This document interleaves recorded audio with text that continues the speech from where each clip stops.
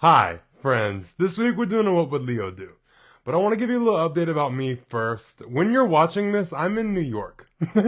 I booked a one-way ticket to New York. I don't know when I'm coming back. I'm just going to go figure it out. But my next episode will be me in a random setup with my mic in my hand. So I'm just going to warn you, you're going to come along this ride with me, come along this journey with me. This next chapter of my life is going to be very intuitive. I'm going to just let myself be guided wherever the hell I go and figure it out. All I know is right now I don't like how I feel here, so I'm getting out. And I'm going to follow what feels right and what feels good, and we're just going to wing it. And this new version of me does not resonate with this place at all. Old me didn't, but me now really doesn't. So we're going to go figure life out. But that's all a little update I have about me. Now let's get into the What Would Leo Do? Okay, let's start with this one. It's gonna be quick. Is it a red flag if you have been dating someone new and they refuse to talk about their dating history? Yes, absolutely. Another quick one. Someone said, my situationship seems way too good to be true. Please help. A situationship is right there, your sign. It's not too good to be true. It isn't too good. Because you wouldn't be in a situationship. You would be in a relationship with the person. What do you mean the situationship is too good to be true? Too good would be ready to commit and lock things down with you immediately. I don't think it's too good to be true. I feel it's very much fair average. Here's a good one we can ramble about for a minute. Someone or a lot of you guys were asking about trauma bonds. Now let's get into that. So from my experience with trauma bonds, there's two ways it can kind of happen. You can have a shared experience together where you've been traumatized together or have traumatized each other. Or you've both been through a similar trauma and you share a specific feeling state that you feel like no one else shares. The big thing here with either situation, any type of trauma bond you have going on, you get into this mindset that this person is the only person who shares that pain or shares that experience with you. And you will start to make misjudgments with the way that you care for them and prioritize them and feel connected to them. And you're really going to feel like you can't let them go. Because not just the fear of losing them, but the fear of being alone in that experience or pain if you lose the person that shares it with you. There's a lot that goes into it, and trauma bonds are hell. But a personal example I'll give you from a while ago with me and someone that I was like trauma bonded with. When I met this person, I was in a very dark period of my life, and I felt very hopeless, numb, drained, tired, like nothing made me excited, nothing made me happy. It was just living my life running off of sheer willpower and like force. That's a really hard way to live. And when I met this person, they were in the same position. And they were the only person that I found that shared that feeling state and feeling this whole like just numbness to life. And it was the most bonding thing ever. But when you bond at a vibrationally very low place, it kind of like handcuffs you to it. Like you're stuck in that spot together. When you're alone in it, you're uncomfortable. You want to get out of it. You want to grow, you want to change, you want to move, you want to do something. When you find someone that can comfort you in that state, you're a lot more likely to get stuck in it and feel stuck in it because now you have a companion. You suffer more when you suffer alone. And it's comforting just to have someone in your pain with you, especially if they share it. Like if you both just don't know what to do, just having the person there and knowing you both share that is very comforting. But like I said, it's going to take away your ambition and enthusiasm to make a change, reflect, grow. You just cope your way through it because now you have a new comfort. You don't have to really address it. You have a new comfort for it. And the bond that is built there is very, very dangerous. Very dangerous because at any moment, one of you could make a change or have a realization or have a new, like something could shift in you and you change the way that you feel and your little lust for life might come back. And when you're the one that didn't make that change, you have a feeling of abandonment. You were left in where you were, where they were with you. But to be the one that leaves, that's very hard too, because a lot of the times it's not a quick flip or like a quick change. But if you want to make a change and get out of shit, that trauma bond and the feeling of connection you have, like that person is going to hold such an important place in your heart, it's going to feel like. And that's one situation where you absolutely can settle and bend in your boundaries and bend in your values because this person is just so special and they touch that pain in you that no one else can touch and no one even knows exists. That is a very dangerous situation to be in. Very, very dangerous. And you wanting to leave or feeling like you have to break a trauma bond, it's more than just breaking up with someone, stop being friends with someone, leaving someone. It's losing the only comfort you've ever felt to the pain that you feel and losing your connection to not feeling alone in it. That's a whole thing to try and leave behind. And it's very, very, very hard. And then you have to go through the whole breakup process of losing the motherfucker. And you're going to feel like you'll never connect with someone like that again. No one's going to get it. No one's going to truly understand. And it's one of the most heartbreaking things to do, to break a trauma bond or lose someone you had a trauma bond with. Breaking the bond is one thing. Like I said, then you have to go through the whole period of like missing them, losing them, and like going through the normal heartbreak version of it. But there is no just one way to break a trauma bond. So me just explaining the connection and why you feel so connected to them and why you feel so unable to let them go, it comes down to your relationship with you and that pain that you feel. Like you're gonna have to face being alone in it and handling it, or find someone, a therapist, a friend, someone that can sit with you with it and comfort you, or find a support group, find people online who share that with you so you don't feel so alone and isolated in it, because that is the number one thing that leads people to unaliving, is feeling alone in their pain and feeling like they're the only one that experiences it. But before you try and break a trauma bond, you need to understand the bond you have. Like I said, what is it that's connecting you to? What is it that you're getting comfort with by having this bond with this person? Fully understand yourself and what you get from it. And then it will be easier to break it because you see the needs that this trauma bond is meeting for you. As soon as you identify what they are, when you leave and you feel all these things in yourself of like just wanting to go back and like you feel like you cannot breathe without this person, you're going to understand why you're feeling this way. All of this comfort, all of these needs that were being met by this weird trauma bonded situation, it's like open wounds.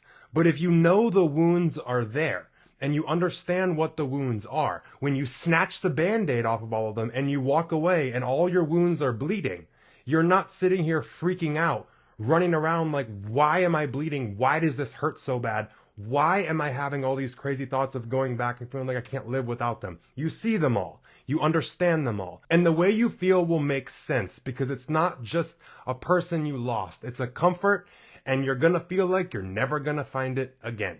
And just having that awareness and understanding what the wounds are is going to help you be able to stay strong in your decision and also navigate handling it better and getting yourself through it. But I'm going to warn you, it's one of the hardest things you'll fucking do is break a trauma bond with somebody. It's very, very isolating. You'll become hopeless. Like I said, is anyone ever going to get it again? Is anyone ever going to know this pain? We are all human beings. We all feel the same things. And if you have gone through something, like I have shit that I'm like, no one will ever understand that. But we're all human beings, and there's always some aspect of a feeling state other people can relate to. There's only so many emotions, and there's unlimited ways to feel those emotions through different experiences. So I guarantee you, the pain you feel, other people have felt it, can feel it, or can relate to what it is you shared with this other person. And it does kind of become a bitch because, like I said, if you share an experience where you're traumatized together, like me and my sister, I will never have a bond like my sister again. I will never have anyone who went through life with me side by side with a lot of the shit that I went through to fully understand how I am, who I am, the way my brain is. Like the bitch just gets it when I speak. I don't have to make sense when I'm talking. She just gets it. I don't have to say anything sometimes. She just understands. She knows how my brain works to an extent. She can predict my actions. I'm the most unpredictable person, but she's the one person that can predict it and figure out my next move before I even make it and be right. That's a level of connection I will never get again, because we have experiences you cannot re-experience. There's no one else that could fill that spot. And that is okay. That is a part of life, that some people are irreplaceable. Some connections and some bonds are irreplaceable. But that does not mean other connections and other bonds are not out there for you. So like I said, when you try to cut this bond with this person, you're gonna feel hopeless. But just remember me saying this. You're gonna line up with more connections. There's 8 billion people in the goddamn world. There's plenty of people who understand your pain. You just have to find them. And as soon as you can look at your pain and understand it, like I said, understand what the wounds are, so you're not questioning, why am I bleeding? As soon as you can see and understand the pain that you're in, and you can articulate that to somebody better and actually explain it, that's going to increase your chances of having people understand it or be like, oh my God, you just put words to the way I've always felt, like I do with my podcast. I've put words to the way a lot of you have felt that you've never fucking heard before. You're like, oh my God, he described it perfectly. Sitting with it, understanding it, will give you the ability to articulate it. I don't feel alone in any of my pain. All the fucked up shit I talk about online, all the things I've been through, just by sitting with it, understanding it, learning it, and talking about it, I have literally millions of people now who relate to the pain that I'm in. And I don't feel alone in it. And none of you guys do either, because I'm sitting here and I just articulated and just like I extracted the way that you felt out of you and looked at it. And I described it because I have it in me. We all share certain things. But the biggest thing is you're never alone in it. And it's going to be hell. So prepare. But some bonds are meant to be broken, but especially trauma bonds. Good luck. Oh no, this one said, my best friend cheated on her boyfriend and I told him. Did I do the right thing? You're asking someone with very old-fashioned views. Your loyalty lies with your best friend, not her boyfriend. I'm not saying you're a bad person for telling him. I just don't think that is a loyal thing to do if you're best friends with someone. Like going to your best friend and saying, hey, bitch, own up to it, express it, talk about it, please tell him, be honest, I don't like carrying this secret. That's totally fine, and that's expected. You best check her in private, but have her back in public. That's how I am as a friend. But if you want to take this one step further, is this best friend you have really someone you want to be best friends with? Do you want to be best friends with someone who does cheat on their partner? That's a question for you to explore on your own. Do you want to be friends with someone with that type of character? That's for you. I'm not saying good or bad. That's just a decision you need to make with yourself. But most people will tell you, you did the right thing. You did the morally correct thing by telling her boyfriend that she cheated on him. I do not operate on what other people see as correct. I value loyalty. And who I'm loyal to gets that loyalty, right or wrong. So, I would not have said shit to the boyfriend. So by everybody else's book, you did the right thing. Good for you, God bless. Have a nice day. In my book, you didn't do the right thing because of who your loyalty lies with, which is your best friend. And I'm just gonna leave that there, okay? Okay, here we go. Someone asked about how to stop seeking validation from others. Basically, that comes down to you not trusting your own judgment. And I'm not going to tell you like everybody else does, you should never need validation. Shut the fuck up. All right, validation feels good. It feels nice. But relying on it from other people. Do you need other people's attention to be on things to know that it exists and to know that it is true? If there's something about you that you want validated, does it go away just because no one mentions it or points it out? I guarantee you people notice a lot more than you think. A lot of people just don't voice it. But that's not really where we're going to go with this. I want you to look at how you don't truly trust your own judgment of what you see as valuable in yourself. Look for ways to become more certain of your value. I have a whole podcast episode about self-love. It's an audio version. It's on Apple Podcasts and Spotify. I also have an episode called How to Actually Feel Lovable. If you want to practice like recognizing your own value and loving yourself and feeling it, but you using the word rely on other people's validation, it reveals you don't trust your own judgment with it. Like if you need other people to validate it, to see it as true, you should just see it in yourself and be fully certain that it's true. And then everyone else's voicing of that and validation of that is just a nice like add-on. Like it's like confirmation of what you already knew was true. But you saying you rely on it means you don't really think it's true. So let's cut the shit with the whole get in the mirror and tell myself I love myself, I'm beautiful, I'm this, I'm that. If you don't feel it, don't fucking say it. But I talk about that in my self-love episode, if you want to hear about that. Because I have a very different approach to self-love. One that actually works. That's not what everybody else talks about. So go listen to that. And it will help you learn to trust your own judgment because you're fully going to see and feel yourself after that. So you ain't going to question shit. And you're not going to rely on other people's validation. It's just going to be nice to get. Okay, someone said I'm struggling saving money. How do I just stay consistent with saving it? The biggest thing that helped me get better with saving money years and years ago, because I had to get good at it. I didn't have much back then. But the thing that helped me with saving money was stop convincing myself I can afford shit that I cannot afford. There's ways to purchase things. There's ways to get things in your possession. But do you actually have the funds to purchase it? Like with credit cards, you can just go rack up a credit card. Do you actually have that money? That's just a loan, basically. There's ways to get things in your possession, is what I mean. If you can't go buy something in cash, you can't afford it. So don't convince yourself you can. You're looking at it like, oh, I want this thing and I can get it, so I'm just going to get it. But you're not seeing you actually cannot afford it. If you can't buy it twice in cash and not notice the cash is gone, if it's something just like bullshit piddly, not a necessity to live, don't buy it. You cannot afford it. You don't have the luxury of just buying shit if you can't buy it twice in cash and still not worry about it. That's the rule I live by. That's what my dad taught me when I was younger. And that's something that's helped me a ton. But the other thing with saving money, you need to look at your relationship to spending it. So whenever, this is a really fucked up concept and it makes me so angry when it comes to like buying shit.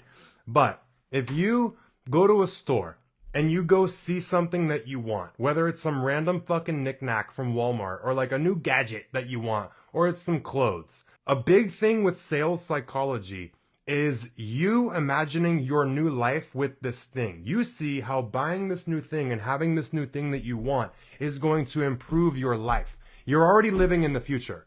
You're living in how my life just got better. Now I can't leave without this thing. Because once you have the awareness of how there can be an improvement, when you do not get it and you have to sit here in the current, you're like, oh, what the fuck? And it's going to make you think that you want the thing 10 times more. So just look at that and become aware of that when you're shopping if you're not seeing that in yourself already. Watch your thought patterns. Watch why you feel like you will all of a sudden do whatever you have to do to get that motherfucking thing out of the store and to get this new object. You're envisioning your life being better with it. Look at how much better it's actually going to get. And I can kind of explain this with the example of like, you know, when you go buy new clothes, or like when I used to have to go like back to school shopping for school, I would go be looking for new clothes and I would put on my outfit for the day and I would go shopping and I would be confident in my outfit. And then I would go see all the new clothes and all the new shit I was going to get, the new shoes, the new everything. I was so excited. And then as the day went on, as I found new things that I was looking at, I felt worse and worse about my current outfit. But it was my best fit and I was confident when I left the house. When you're out and you're seeing all this new shit, you're envisioning your new style, how it's going to feel to have the new stuff. And you feel worse about the current state of what you're wearing. The way you can kind of combat that is stop shopping if you can't afford shit. If you can't think of a budget in your head of like, okay, I have $200 and I'm going to go spend it on what I want. Go shopping when you have the money to spend.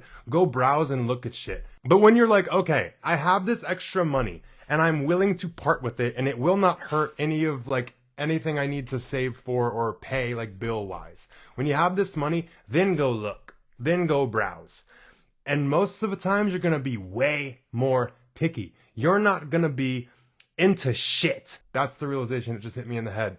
When you have the money available and you get to go select what you want to get, it's less enjoyable. Versus if you go to the store without money and you find something, There's a weird adrenaline rush and a sense of satisfaction and completion when you become aware of this new thing that you want, and then you get to scrounge around and find a way to get the money to buy it. Like, you're not shopping at that point. If you go with a certain amount you're willing to spend, you're very picky, you're selective, you get the upper hand of like, no, I don't want this isn't good enough. Versus if you go without money to spend, you don't get the upper hand. All these things get to tell you, no, I'm not coming home with you, I'm too expensive. Like, you get to go with the option or be like dicked around by all the prices of everything. Does that make sense? Does that hit? But that's what really works for me, is setting a budget of like, okay, this is how much I can spend today, and then go have a ball. Oh, no, we're about to fight. I'm getting in y'all's ass today. This person said, recent ex keeps blocking and unblocking me when I'm dating someone new. What would Leo do? Oh, I know you're like thinking that the ex is crazy, but you're in the wrong here. Why are you even noticing that your ex is blocking you and unblocking you? Why are you looking their shit up? Why are you texting them? I don't know what the situation is. I don't know if you're just looking up their social media or if you're texting back and forth and all of a sudden it keeps going green. I don't think it's texting. I think it's you keep looking up their social fucking media. Why are you looking up their social media if you're with somebody new? You owe your loyalty to the new person you're dating. How would you feel if they were over here stalking their ex's shit and even noticing that they were blocked and unblocked? The next time your ex unblocks you, block them. Get that shit over with and done with. Get them out of your life and really commit to the person you're with, or break up with them and go back to the fucking ex. But don't do this whole game of stalking your ex's shit while you're with someone new. That's the most hurtful thing you can fucking do, and that's how you get someone to put their hands on you. I wanted to like not say that, but it just flew out. Oh! I could bite this fucking crystal right now. Like, that makes me so fucking mad. Pick one or the other. Let go of the ex fully and go into this relationship, or let this person go and stop wasting their fucking time and just go back to the ex. My whole point with saying all that was it's very unfair for you to be stalking your ex while you're in a new relationship. Clearly you ain't over it. But like I said, block the bitch as soon as they unblock you. Like, as soon as you catch another time they're doing it, block them in the cycle. Be done with it. Put them to rest in your head. Okay? Oh, I like this one. Someone said, if you have a boyfriend in jail, should you stay with him or should you not wait? Well, depends what he's in for.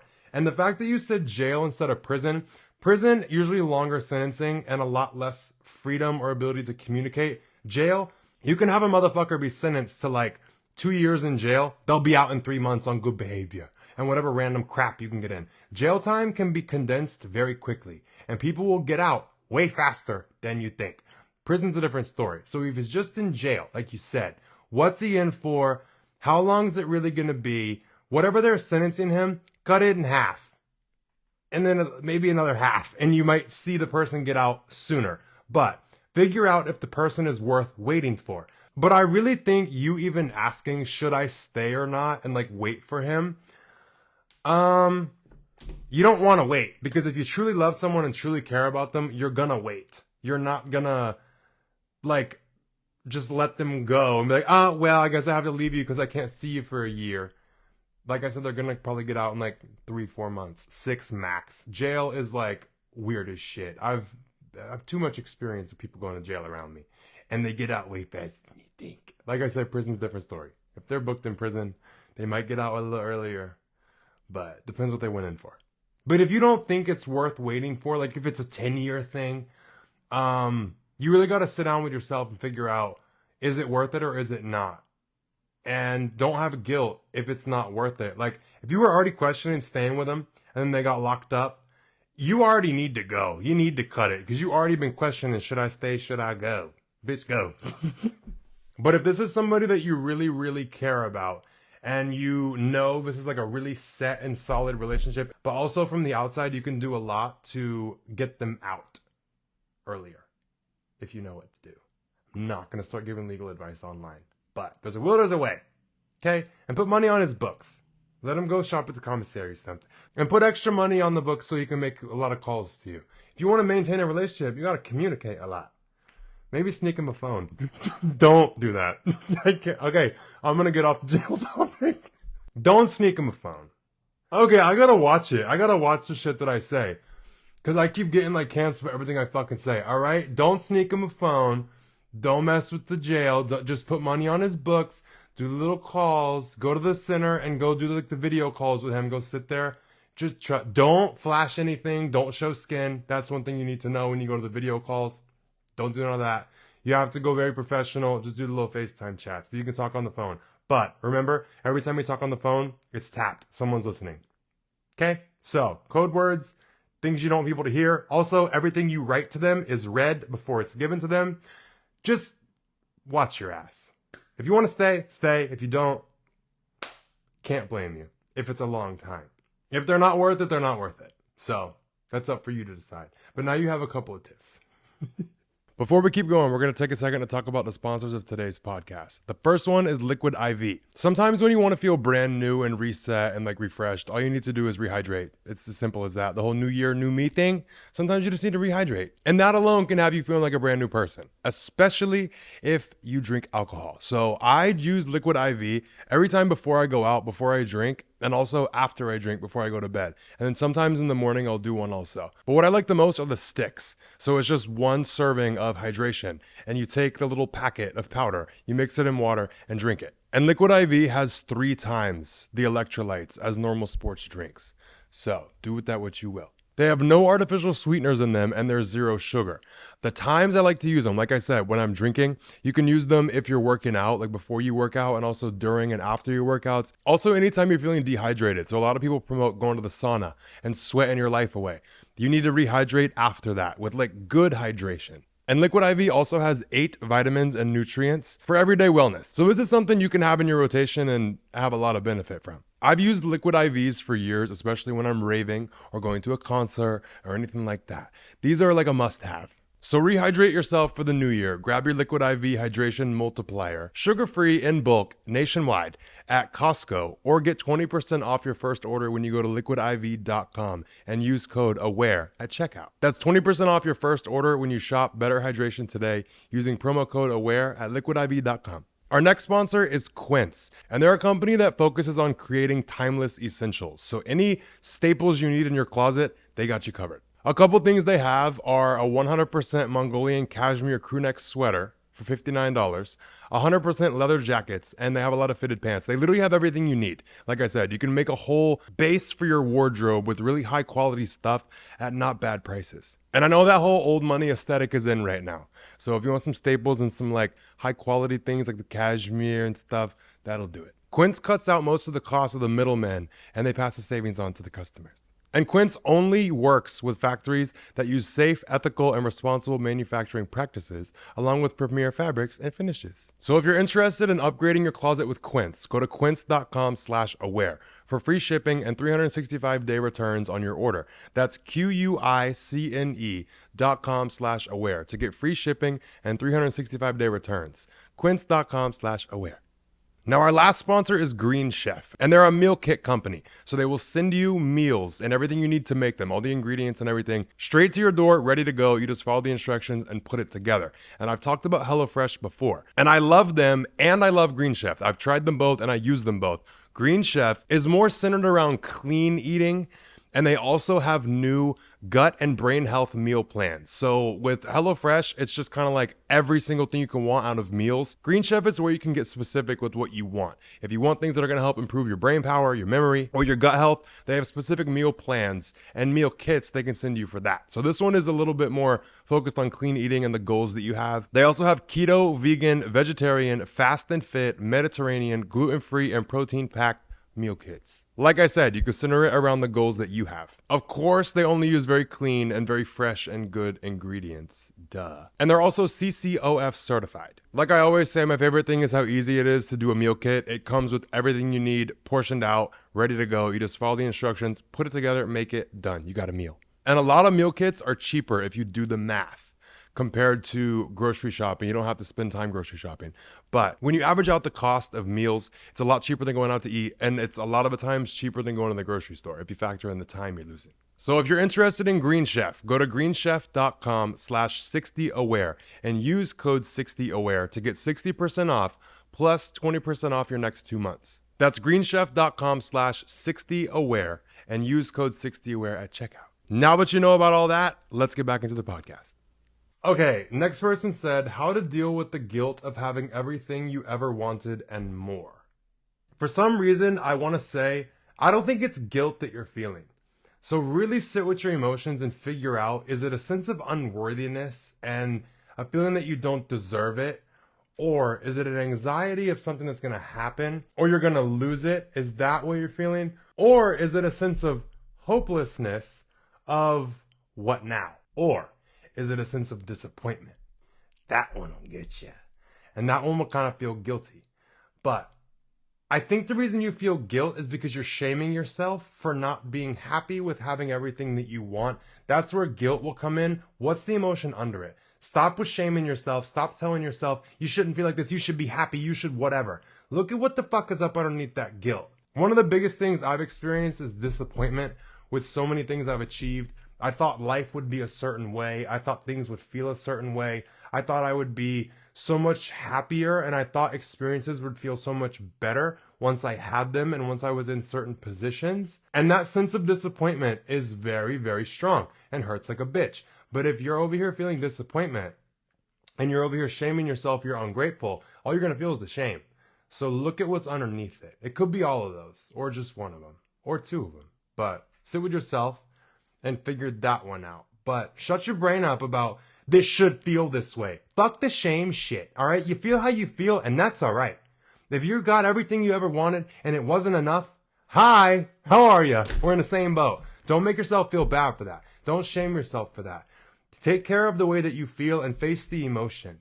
Part of you is upset. Even though you just got what you want, it doesn't mean you're ungrateful if you still feel a negative emotion or you feel down, or you feel disappointed or sad or whatever it is. That part of you still needs your attention, so fucking give it to yourself and stop with the shame. Love you. All right? Okay, here we go. Here's a good one. Someone needs advice about trusting the process. Babe, this whole trust the process crap that's promoted online, don't trust the process.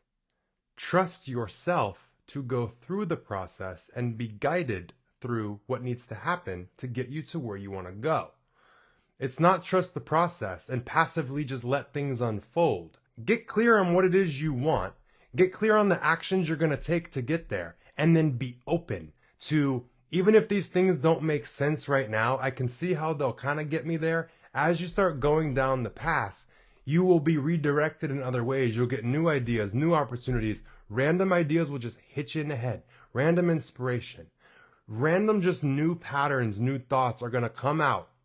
And you're going to be guided. So I don't want you to look at trust the process. I want you to trust in yourself to go through the process to get whatever it is that you want. That's the thing. It's not a passive thing. It's a very active thing to achieve something or to manifest and get something. Trust yourself to do it. But trust that you're being guided, and every step is not for nothing. No step and nothing that happens is a coincidence. These are all building blocks. And I have a podcast episode about all of my failures. I forget which one. I think it's episode 100. And I talk about like all the random things that I did and how I was so strung along the path so many different ways. And I was like, this don't make no goddamn sense. This was all for nothing until I kept going. And I started having to use all of the skills I learned, which made all the experiences and all those steps not for nothing. It actually helped me and allowed me to get to where I am now. Understand no part of the process is useless, even if it does not make sense. You trust yourself to keep going. You don't trust that it's going to make sense right now. It's going to make sense in the future once you get there. Okay? Trust in yourself. Get your ass moving. Trust the guidance, not the process. You're responsible for the outcome. So trust that you're going to get there. Trust that you will go through the process, but you are being guided about how the process is going to look, and it all is going to make sense. Oh no, someone said my ex dating their other ex a week after our breakup. Oh shit. That one will get you. That one hurts. When someone, you were with jumps back to somebody they were with before you. But what I want you to see is how pussy bitch of a behavior that is. This situation is you broke up with this guy you were with, and he jumps back to his ex before you. That's so pussy because he's so uncomfortable. He's so upset. And the fact that you broke up with him just hurt his ego so hard. He's not going to risk coming back to you. He wants comfort. He wants to not feel how he's feeling. So he's going to go back to his last sense of comfort and validation and feeling cared about, which is the ex before you. So he's just resorting back to what's known, what he knows is there and comforting for now. He's not looking at how he's disrespecting you, how he's disrespecting himself, how this person probably isn't shit, and just runs back because he's chasing comfort. He's chasing familiarity because to leave someone, to break up, and have nothing to go back to but them, if you know you're never going back, if your only sense of comfort is a potential of meeting someone else in the future, a lot of people can't stand in that instability. They want to run back for some comfort. So if he ran back, he ran back. I would pay it. And what I mean by pay it is pay it. No fucking attention. Do not look at it. Don't pay attention to it. You two are done. 1000% you are finished. You are done. This is something that frustrates the hell out of me because I am someone who operates, this is my own rule, of a 30-day grace period. After I stop talking to someone or stop dealing with someone, I will give them a 30-day grace period before I go talk to anyone new, get on a dating app, which I'm off all dating apps now. But I will give a person 30 days where I will not entertain anyone, I will not DM anyone, I will not like anybody's shit, unless they do some shit like that. If you're gonna go and go run to somebody, or go get on a hookup app, or go run to give new people attention a week, 2 weeks after we ended, how you know we was sure? How you know we wasn't gonna get back together? You know what I mean? Like, I like to leave that door a little cracked. If we are gonna sort things out and work things out, if there is a potential to work it out, let's beat that potential to death. But as soon as someone steps out like that or goes and entertains someone new, hooks up, gets on a hookup app, runs back to an ex, it's done. It's cut. So this person does not get a 30-day grace period. They get a week. He went to his ex bitch a week after, you're done. Block him. Literally pay it. Pay it. Block both of them on everything. Erase them from your life. Move forward. Move on. There is no getting him back. You don't want to ever have to go through a situation where you break up with somebody, they go fuck someone else, and then you have to try and get back together. The fact that someone accessed you in between that, I would never be okay with. You might be okay with it, but if you watch me and you're asking me, it's because you want my fucking advice. I'd never be okay with it, and you probably never would either. You're fucked up over the fact that he went back to the bitch. Let him go have her. So don't question yourself. Do not get down on yourself. I just want to protect you with this. Don't question yourself. Don't look at it. Do not look at it. Block them both. Get it out of your sight. Get it out of your mind and walk forward. Go meet somebody new. You are free.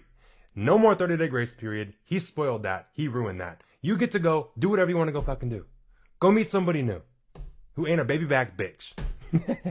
And that is all I've got for this week's podcast episode. If you want to submit a situation that you want my advice on, I'll put the link in the description where you can go write it in. It's all anonymous, so don't stress. I will also leave the link to all of my social media. Go follow me everywhere. I'll leave you a link to my merch, my Chronically Unimpressed crewneck and sweatpant little combo that I dropped. I'll also leave the link for my app and everything else you need. So, go check the description, do your thing. If you like this video, leave it a thumbs up. If you're watching this on YouTube and you're new, hit subscribe. Hey, Fran. If you're listening to the audio version on Apple Podcasts and Spotify, you know the drill. 5 stars rating. But that is all I've got for this week's episode. Everybody be safe, take care of yourself, and I will talk to you guys next Sunday from New York.